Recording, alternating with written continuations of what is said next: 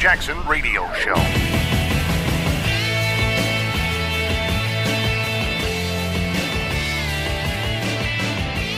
Welcome back, everybody. Kevin Jackson here. It is the Kevin Jackson Show. And I learned that there's a high school football team that honored the police. They went on the field and they had a police officer. I don't know if there was like one cop per person or whatever, but they made it a point to honor the police. That's right. Winning America. See, at the pro level, we got people like Kaepernick spreading lies about the police, which is why we're making a movie for the police officers called Bleeding Blue. Go to bleedingbluemovie.com. You can see the trailer. New trailer's done. We got a little tweaking to do on it, and then we're going to release it as well. And I will start giving you guys dates and locations of when you can see the film. It's actually pretty cool stuff. But I liked seeing this. Remember that we reported these 8-year-old kids taking a knee? There comes a point where people start to come of age. Now, I'm not going to do some big philosophical thing on, boys to men and that kind of thing, but 8-year-olds are taking a knee because somebody tells them, hey, you need to take a knee. You're a little kid. You're a little black kid growing up. Cops oppress black folks. Take a knee. And these little boys are like, we're going to take a knee. Little black boys are asking, can we take a knee? Because they've been led to believe the lie. These are like these kids, these ISIS kids that grow up hating America. You go, why do you hate America? I don't know. My dad told me to. It's no different. We just profiled a woman who, what was it, a teacher? I forget. And she essentially said the flag was toilet paper. We'll talk more about her, but I can't believe she said the flag meant no more to her than toilet paper. So anyway, these kids take a knee, 8-year-olds. By the time they get to high school, I don't know what's going. I'm not telling you they learn some sense along the way, but somewhere you can discern and you say, you know what, that's not right. I can tell you, from my own experience, I was never a leftist, never. I thank God. But I can tell you, as I look at my childhood, I can see where people would have, where I could have said, I'll just go with the flow. But I didn't. I was that kid that I don't care if the entire team was going to take a knee. I wasn't going to do it. And this entire team, I don't know where they're from. Here's what I can tell you. They were from no big city.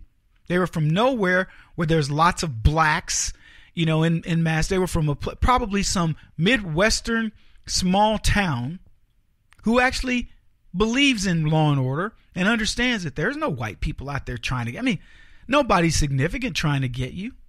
No more than the normal. I can put it to you this way. There are more black people out to get me than white folks. It's just the truth. I'm not even talking about because of my politics. I'm saying just the likelihood of my death. It's pretty unlikely that it's going to be at the hands of a person, but the likelihood of my death, if it were at the hands of a person, is exponentially bigger if it's going to be with a black person. So, interesting to me.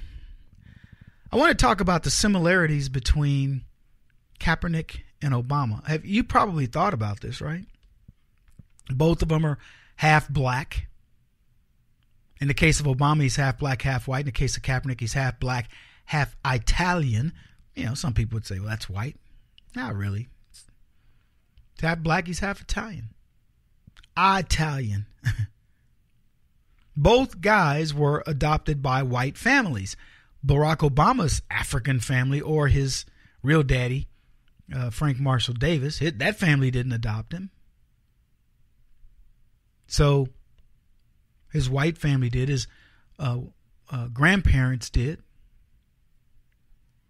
So there's a Barack Obama living with his maternal grandparents, growing up in Hawaii. Woo!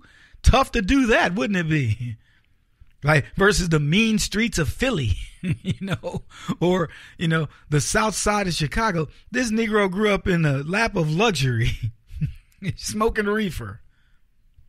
So both of them are half black, half something else. Both of them were adopted by whites. Both of them went on to use their blackness to capitalize on something. Now, when I say Obama used his blackness, he used it for political sake because he wasn't good at much else. Kaepernick used his blackness, probably the athletic ability of his dad, And he took that to something. They share that in common. I mean, taking blackness to the next level. And then here's what they really share in common: stoking black hate. They share that. And I will tell you, Kaepernick doesn't hold a candle to Barack Obama in stoking black hate, but he apparently likes the concept of it, and so he's dabbling at it by way of sports. But here's what they really share in common.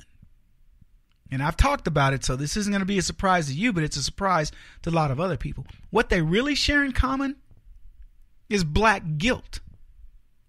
That's what they share. See, let me explain these kids. These kids that are biracial, if they're not raised right to respect the other side of their family, they become black and militant. And it's a very simple reason. They feel guilty. Barack Obama feels guilty in a strange kind of way that he got privilege of being raised in a white world. He also, now in his case, he knew there was no way to make any hay from that because he has no talent. The only talent he has is being a charlatan, being a fraud. So that's what he did. In the case of Kaepernick, he got exposed to blacks who told him, man, what are you? I'm black, man. No, I'm black. My mother was Italian. Okay, well, we'll claim you, but you got to be militant. He's like, well, how can I be militant when white folks have been so nice to me? I don't care. You got to be militant. Think about it. A dude named Kaepernick, Colin Kaepernick. We're not talking about Jaquan Mitchell, right?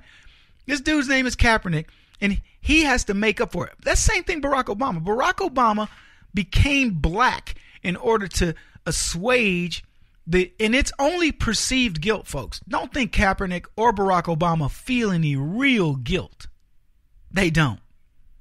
Kaepernick talks about, I'm going to give $100,000 a month away for 10 months in order to help these charities and showcase that what I got was, by the gift of, he didn't say the gift of God, but like, I'm lucky to have gotten what I got and all that. You're lucky you had white parents that adopted your monkey butt and decided they were going to do something with you. That's what he's lucky for. I know white people out there scream, oh my gosh, Kevin called Colin Kaepernick a monkey. I call people monkeys all the time. It ain't even racial. I call white people monkeys. I know there are people out there, Kevin, this is dangerous territory. It ain't dangerous territory. I don't think of black people as monkeys. I think of stupid people as monkeys. And I apologize to monkeys for saying it. The stupid monkey Colin Kaepernick is so aggrieved and so ashamed, really, of his white parents, the people that raised him, because he wants to be down with the brothers. It's tough to be down when you say, I like these white folks. Steve Harvey's another example. White people made his career. They're the only ones he tolerates, but he doesn't talk about them. He doesn't talk about the myriad of black people who took advantage of him and told him he couldn't be anything, but he won't praise the white folks that actually gave him his break.